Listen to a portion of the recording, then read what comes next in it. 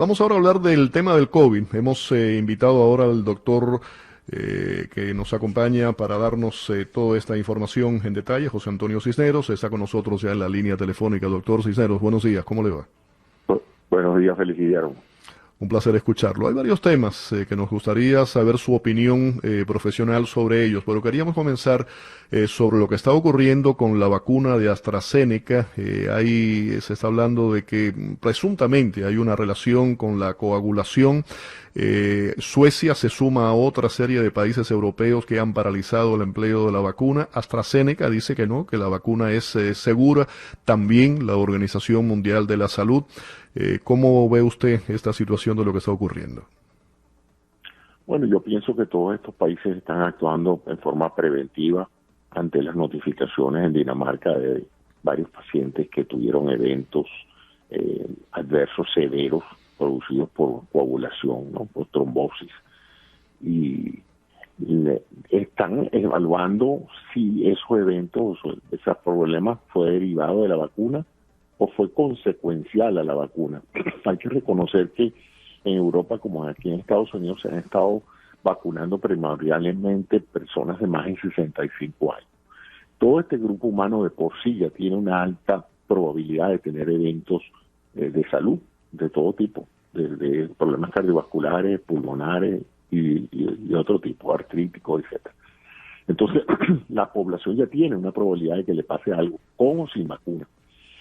Si sustancialmente se está vacunando esta población, y entiendo, por ejemplo, que en esos países ya está en el orden de los 11 millones de personas, pues bueno, tenemos ahorita 11 casos. Entonces, tú pones a ver que en 11 millones de personas, 11 casos no es mucho, pero en un exceso de cautela, estos países han decidido poner una pausa en la administración de la vacuna hasta que no se resuelva el problema de establecer si es o no culpable la vacuna de los problemas que han acontecido.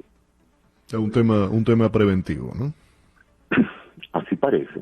En el Reino Unido, que es donde hicieron la vacuna originalmente, se sigue utilizando y se sigue vacunando. De hecho, el Reino Unido, de los países europeos, es el que más avanzado ha estado en el proceso de vacunación. Entonces, esa es la situación actual. Y el resto de Europa, lo que pasa es que está muy rezagada. Fíjate que en Estados Unidos ya se ha vacunado el 20% de la población, en la Comunidad Europea no se ha llegado al 8%. O sea que los europeos, la mayoría de los países europeos están bastante atrasados en la administración de la vacuna. Llega AstraZeneca aquí a Estados Unidos, ¿cree que eventualmente pueda aprobarse? Había habido una petición por parte del gobierno de una gran cantidad de dosis. Sí, y se está evaluando, se metieron todos los papeles en el FDA para proceder a la evaluación, pero acuérdate que una cosa es la evaluación de los números de los estudios y otra cosa es la percepción del público. Claro, Yo me temo claro. que la FDA se va a tomar su tiempo en analizar la aprobación de la AstraZeneca ante esta situación europea. Hasta que esto no se clarifique en Europa, yo veo muy difícil que esa vacuna se apruebe para uso en los Estados Unidos. Doctor, ayer lo comenté en el programa que quiero saber su opinión profesional sobre este estudio. Yo recuerdo cuando yo tuve el COVID, yo nunca perdí ni el olfato ni el paladar y yo lo veía eso en aquel momento como algo positivo. Sin embargo, hay un estudio que acaba de surgir, salir ahora a la luz pública que parece que refleja todo lo contrario. Dice que las personas que pierden el paladar y el olfato, que eso puede ser un síntoma de buen pronóstico de la enfermedad. Explíquenos el porqué. Mira, no sé sobre la base de lo que ellos, cómo ellos interpretan eso. Yo solamente pienso que los síntomas varían de persona en persona dependiendo de la magnitud de la carga viral y de la bioquímica de la persona, ¿no? Es lo mismo que hay virosis que producen un gran catarro en unas personas y en otras personas el toque es más bien de garganta y hay muy poco catarro. O sea que la respuesta de un individuo a un problema de este tipo no solamente depende del virus, sino depende esencialmente de su propia bioquímica. O sea que yo no le doy mucho peso a que un síntoma sea patognomónico, como decimos nosotros, característico de una determinada respuesta. De hecho, ha habido títulos de anticuerpos altos en personas que fueron asintomáticas y ha habido títulos de anticuerpos que han bajado 4 o 6 meses después en personas que sí se vieron bastante afectadas. El grado de afectación demuestra que la persona salió del cuadro a punta de sus propios recursos, porque en esa época no había mayores tratamientos. O sea que si una persona en cuarentena pasó su COVID, ha debido haber salido adelante con sus propios anticuerpos, porque era su única terapia. Entonces debemos presumir que esas personas pues están mejor protegidas, y sin embargo no aparece una correlación entre la magnitud de los síntomas y el grado de cuantificación de los anticuerpos. Pero aquí hay que entender también que muchas de las personas salen de un cuadro y no necesariamente está ligado al número de anticuerpos en sangre. Tú puedes tener una cantidad de otros factores de riesgo, como la obesidad, el sobrepeso, la falta de condicionamiento físico, una cantidad de factores que contribuyen también a que tú tengas o no tengas síntomas. Porque si tú eres una persona alérgica, por ejemplo, a lo mejor tienes muchos más síntomas que una persona que no es alérgica a nada. Entonces hay una cantidad de factores que hacen que estos estudios sean valiosos, pero realmente no contribuyen mucho a pronosticar qué va a pasar con las personas. Yo he comentado aquí en el aire en un par de ocasiones, la hija de un camarógrafo que trabaja conmigo en el noticiero, en el canal de televisión, 23, 24 años debe tener, tuvo el COVID, según me ha explicado el padre, hace casi un año atrás, 10 meses atrás. Y todavía no ha recobrado el olfato. Nadie tiene una explicación exacta de por qué es ese fenómeno. Fue asintomática, no le dio fuerte, sin embargo, 7, 8 meses después todavía está sin olfato y sin gusto. Sí, por eso te digo, ¿no? Y hay gente que tiene síntomas peores después de haber superado el COVID. Hay gente que tiene problemas de concentración, no pueden trabajar, se les olvidan las cosas, no pueden concentrarse en lo que están haciendo, lo que llaman un foggy mind, ¿no? Una mente nublada. Hay personas que tienen a veces dificultad respiratoria, sienten como que si les da disnea. Hay una cantidad de factores que todavía no se sabe, pero sí hay personas que se han mantenido sintomáticas aun cuando ya son negativas en el test de eso. Ahora, importante ahorita es llamar la atención del público de que estas nuevas cepas, en particular la inglesa, que ya ha demostrado no solamente ser más infecciosa, sino ser más letal. En un estudio del British Medical Journal, ellos documentaron que las personas que se enfermaron con esta variante inglesa del COVID tienen un 66% más de mortalidad que las que se infectaron del virus anterior. Y ya ese virus se encuentra aquí en Estados Unidos en un 20% de las muestras que se toman. Entonces hay que recordar a la gente que todavía hay que usar el tapaboca, que hay que esperar unos cuantos meses más que más personas estén vacunadas para lograr transitar hacia un periodo ya de mayor actividad social y económica, pero hacerlo prematuramente en esta situación del spring break y antes de que de que la gente sea vacunada, estamos tentando la probabilidad de que pase lo que está pasando en Europa ahorita. Ya cerró Italia, cerró Francia, y hay preocupación en Europa por un resurgimiento del número de casos y en la severidad de los casos. O sea que, acuérdate, esto empezó primero afectando a Europa y luego nos afectó a nosotros. Entonces ahora vuelve a Europa a afectarse, vamos a evitar que la ola europea de reactivación llegue a los Estados Unidos. Que no se repita. Si estamos liderizando el mundo en vacunas, pues también podemos liderizarlo en pasar un par de meses más con nuestros tapabocas, que tampoco nos ha ido mal con los tapabocas. Pero vemos lo que está ocurriendo con algunos estados que están quitando las restricciones, abriéndose. Vemos lo que está ocurriendo aquí mismo en nuestra área, en Miami Beach, en contra de las autoridades, la multitud de jóvenes aglomerados.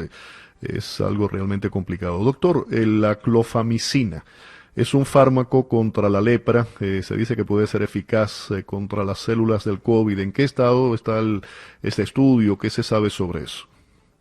Está en el estado animal y de laboratorio. O sea, casi todos los medicamentos, tú sabes que este año se ha explorado prácticamente todo el arsenal medicamentoso que conocemos, se ha probado para ver si tiene algún efecto en la infección por el COVID. Este medicamento en hámsters y en células cultivadas se ha visto que bloquea la invasión viral cuando se utiliza este medicamento. Esto también pasó ya con la ivermectina. En Australia se documentó que la ivermectina bloqueaba la replicación viral en las células infectadas con el virus, pero esa efectividad in vitro en los laboratorios, en los animales en laboratorio, no pudo ser trasladada a resultados positivos en el campo de batalla, pues en los hospitales, en las salas de terapia intensiva.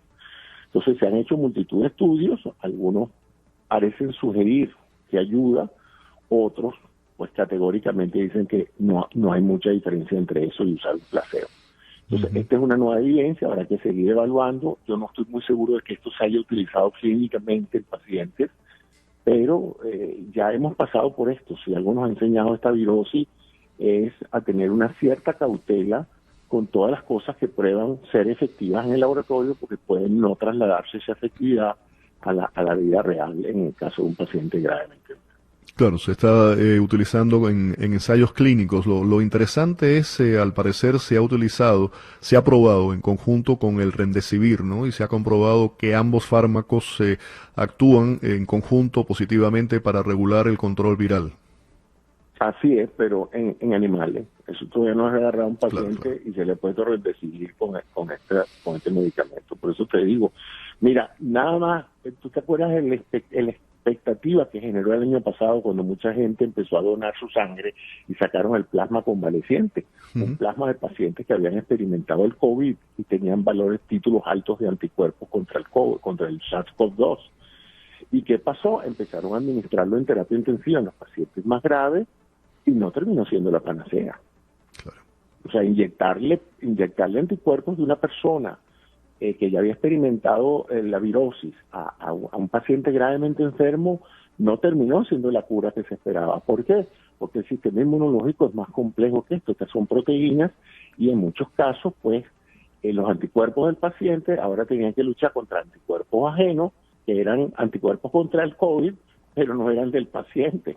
Entonces, así específico es el sistema inmunológico. O sea, que si tú traes anticuerpos prestados, tampoco te resuelve mucho el problema. Y en muchos casos, pues, la efectividad no fue la que se creía.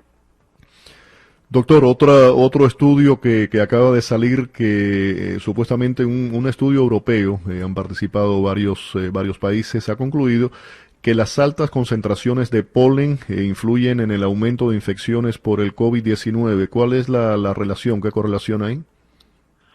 Bueno, en la temporada de polinización, evidentemente todas las personas alérgicas saben lo que está pasando. Ya ellos de por sí empiezan a tener congestión nasal y la respuesta del sistema alérgico inmune a aquellas personas que tienen problemas de rinitis alérgica, ¿no? Entonces, si encima de eso hay un virus, en un momento dado, debería, pues, asociarse una cosa a la otra. No es que el polen transporte al virus, pero evidentemente en un estado donde la persona susceptible ya están afectadas por un proceso de congestión nasal asociado a la alergia, pues si además de eso se reúnen con personas que están positivamente produciendo virus, pues hay una mayor susceptibilidad a que adquieran la infección, porque la mucosa ya está tocada, como decimos. Hay también otro estudio que me llamó la atención. Normalmente los menores de edad, los niños, no son el centro de muchos de esos estudios porque no son los que desarrollan más complicaciones, ¿no? con el COVID, pero hay algunos que sí, desafortunadamente han fallecido, ha habido hospitalizaciones y tal vez lo más preocupante es que pueden ser vectores, ¿no? Y pueden transmitir el COVID a otros familiares, a los abuelitos de la familia. Y hay un estudio, eso es a cargo de un doctor de origen colombiano, Gualberto Pérez, del área de Tampa, en el que se ha concentrado específicamente en hacer ensayos clínicos con voluntarios pediátricos. ¿Tienen alguna información sobre lo que se está haciendo con relación a los menores de edad y las posibles complicaciones que puedan tener con el virus y qué se ha sacado en claro hasta ahora?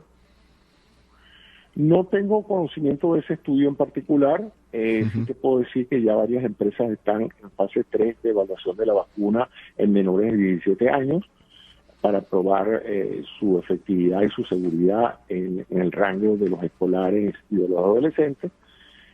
También sé que se sigue evaluando el número, la probabilidad de positividad en la comunidad de niños que puede ir a la escuela.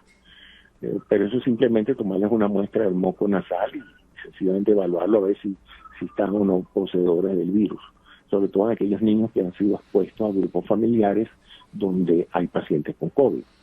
Pero no sé exactamente, porque hasta ahora no, fuera de eso, sé que en un momento dado en la Academia de Pediatría norteamericana llamó la atención sobre un número de casos de niños que exhibían un problema de vasculitis periférica, con lesiones en las extremidades producto de una inflamación de los vasos sanguíneos, y que pensaban que estaba asociado a la infección con COVID. Sin embargo, no he sabido más nada de eso, no he visto mayores estudios ratificando eso, o sea que es posible que simplemente hayan sido eventos consecuenciales y no a consecuencia de eso. Esa semana se espera el informe preliminar de la Organización Mundial de la Salud, ¿no? Que estuvo un grupo de científicos investigando en Wuhan. El informe debió haber salido originalmente en febrero, no se supo qué fue lo que ocurrió. Se sabe que hubo poca transparencia, impedimentos, falta de transparencia, ¿no? Por parte del gobierno comunista chino a la hora de facilitar información para que los científicos llevaran a cabo su trabajo. Parece ser descartado, no como se ha dicho desde un principio, desde el punto de vista científico, que el COVID surgiera, se escapara de un laboratorio de virología de Wuhan. Sin embargo, a esas alturas no se sabe todavía si pudo haber venido a través de contagio con carnes, el famoso murciélago del que tanto se habló. Inclusive no se sabe si ni siquiera el origen fue en Wuhan o no. Qué importante y qué veracidad le podemos dar a ese informe de la Organización Mundial de la Salud, ya que sabemos que han encontrado muchos problemas a la hora de poder investigar y hacer su trabajo. Bueno, ellos serán los mejores jueces de la veracidad de los hallazgos que ellos hicieron. Si ellos fueron engañados o no se les dio suficiente información, así lo dejarán saber en el informe. Y si ellos concluyen algo, me imagino que será sobre la base de data inobjetable, ¿no? Acuérdate que todos esos informes son públicos y esto es una organización mundial con expertos de todos los países. Tampoco es que estos son expertos chinos nada más, ¿no? Hay un gran contingente de expertos virólogos norteamericanos que podrán establecer mejor eso, ¿no? La impresión que yo tengo de todos los expertos en este campo es que eso vino de los murciélagos por una razón muy sencilla. Es el mamífero más prevalente portador de este virus y donde el virus no le hace nada al murciélago. Entonces, si tú tienes un vector de infección entre una especie animal y otra, el murciélago es el candidato ideal para echarle la culpa, porque es el que precisamente actúa como un vector donde el animal no sufre la enfermedad. Entonces, ya de allí a dónde surgió, dónde fue el primer caso, etcétera. La premisa del caso del laboratorio es que ese laboratorio trabaja con virus. Ahora, todo laboratorio que trabaja con virus tiene coronavirus bajo cultivo y saben perfectamente lo importante que es el control y la seguridad de esos laboratorios. Después de todo, ese laboratorio está en China. Los chinos son los más interesados en que de ese laboratorio no escape un solo virus, porque los primeros muertos van a ser ellos, ¿no? Entonces, y lo mismo aquí tenemos laboratorios de virología, los tienen los europeos, los tienen los ingleses. O sea, esto no es una cosa que nada más los chinos trabajan en estudios de virosis, ¿no? Entonces, debo concluir que el laboratorio, para colmo esos laboratorios tienen que certificarse internacionalmente, o sea que van inspectores a verificar que los elementos de seguridad del laboratorio, porque si no te dejan operar, pues no puedes publicar artículos. O sea, si tú tienes una facilidad de investigación que no cubre con los requerimientos de seguridad asociados a ese tipo de investigación, te cierran el laboratorio. Entonces, bueno, claro, un accidente siempre es posible, pero es un accidente. Pues también, si hablamos de accidente, lo mismo puede ocurrir un accidente en un laboratorio que en un mercado. Entonces, no está claro eso. Vamos a esperar el informe. Y ahora sabemos mucho más del virus, pero todos los virólogos que han estudiado el DNA de este virus dijeron, ya este virus existía desde el 2003, es el SARS-CoV-1, este es el SARS-CoV-2, y ahora tenemos, lo que pasa es que no lo hemos nombrado, pero ya tendríamos como el SARS-CoV-3, el 4 y el 5, porque estas nuevas cepas ya han empezado a cambiar el genoma del virus. Doctor, bueno, nada, esperemos esta semana supuestamente ese estudio preliminar se le va a dar publicidad, ¿no? Va a ver la luz pública. Gracias por haber estado con nosotros. Gracias a ti, feliz día. Igualmente para usted, el doctor José Antonio Cisneros, aquí en Hoy por Hoy. Vamos a la pausa.